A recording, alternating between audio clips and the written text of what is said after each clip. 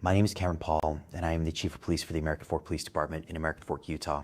As many of you may already know, American Fork is a devotedly Mormon community, and any outsiders from places like California or Oregon are treated with severe disdain and outright disrespect. Our officers go through many hours of dedicated training to ensure that they fully understand that it is their job and their sworn Mormon duty to try to arrest people from the outside, even if they have not committed any crimes in the state of Utah. Their training includes all of the current official practices of fishing to get an arrest sanctioned by all the corrupt departments all across the nation. Really great police departments like Los Angeles and New Orleans are used as models for our rigorous training regime. The Supreme Court has ruled that police officers can lie to you about anything they want to, and we utilize this tactic to its full potential. Recently, our department was exposed to an individual named Benjamin Schneider, who is not only a known YouTuber, but with a name like Schneider, this guy has got to be Jewish. And that's just one more knock against him in our opinion. This Benjamin Schneider character was in our state to serve legal documents to two of our esteemed residents named Brandon Best and Joshua Johnson. Both of these men are the owners of a Brick and Minifigs establishment located in the state of Oregon.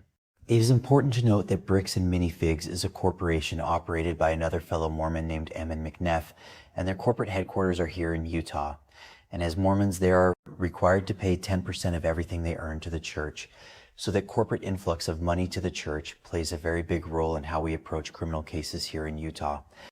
As one of our fine officers stated in his body cam video, we play different here in Utah. You could end up in jail in Utah when you're from Cali. Okay. Not worth it, right? Yeah. We play differently here. And much of the rules of play are dictated by the Church of the Latter-day Saints. Many people compare we Mormons to other religions like the Church of Scientology, but that church was founded by a science fiction writer named L. Ron Hubbard, whereas our church was founded by great Brigham Young, who found a mysterious golden book in a hidden cave that said he was blessed and the chosen one, and he took his flock from the eastern portion of America to a secluded area around St. Louis only to be chastised and ridiculed, and they packed up once again and headed to the barren wasteland known as Utah, and he and his many wives and other church members and their many wives procreated like rabbits on steroids and built up this massive Mormon community we now see here within the state of Utah.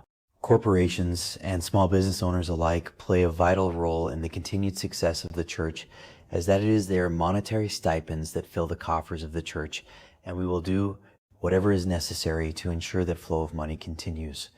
So when some outsider, especially one from some shithole like California, shows up and tries to impede the flow of that vital money to our Mormon coffers, we are going to put a stop to that with a quickness.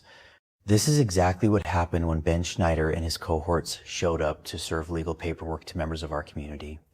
Our dedicated officers responded multiple times and made many attempts to create a crime when no crime existed, and even tried to tell him the paperwork he had was fake. Even though the responding officer called the court clerk in Marion County in Oregon and was told the paperwork was legitimate, that didn't matter. It's been stated previously, and I'll repeat it again. We play different in Utah.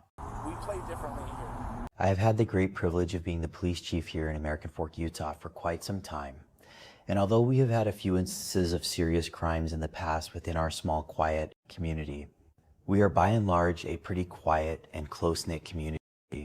So when this disruptive outsider showed up and wanted to harass Joshua Johnson and Brandon Best by serving them with legal court documentation paperwork, I could not allow this sort of thing to take place. Me, and more importantly my department, immediately mobilized our resources to cut him off at the pass, and we dispatched several officers to blanket the streets until this scoundrel was located. We certainly could not allow this type of thing to take place. Now, I think it is important that I address certain claims being made regarding me and my department. There have been some accusations going around on the internet that I am nothing but a highly paid stooge for the church and the many corporations and companies that provide the majority of the funds to the church. I can state here and now that these allegations are inaccurate, and I do not suffer from the butthurtitis that has been experienced by the officers that did make actual contact with Reckless Ben. Those officers did in fact experience severe butthurtitis and filed for paid time off as a result of this serious medical condition. Butthurtitis is not something to be taken lightly. It can lead to some very serious conditions where our dedicated officers might actually have to look themselves in the eye and discover that they are corrupt tyrants.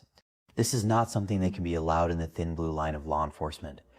We are working diligently to get these officers back on track so that they can carry out their assigned duties without fail, and more importantly, without deciding whether they are violating the rights of United States citizens.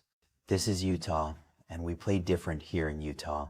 The rights of American citizens is not our main focus here in American Fork, Utah, and I believe we have shown that to the world by our conduct associated with Reckless Ben. You could end up in jail in Utah when you're from Cali. Okay. Not worth it, right? Yeah, yeah. We play differently here.